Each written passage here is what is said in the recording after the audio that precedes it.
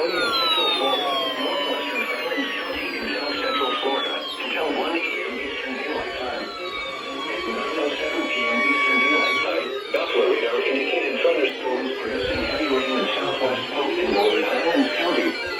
Between 4 and 10 inches of rain have fallen. Additional rainfall amounts of 4 to 8 inches are possible in the warned area. Ongoing or expected to begin shortly. Hazard, life-threatening flash flooding. Heavy rain associated with Hurricane Ian is producing flash flooding. Source, radar. Impact, life-threatening flash flooding of creeks and streams, urban areas, highways, streets, and underpasses.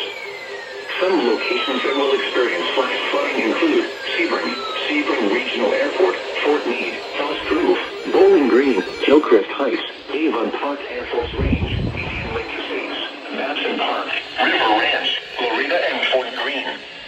Turn around. Don't drown when encountering flooded roads. Most flood deaths occur in vehicles. Be especially cautious at night when it is harder to recognize the dangers of flooding.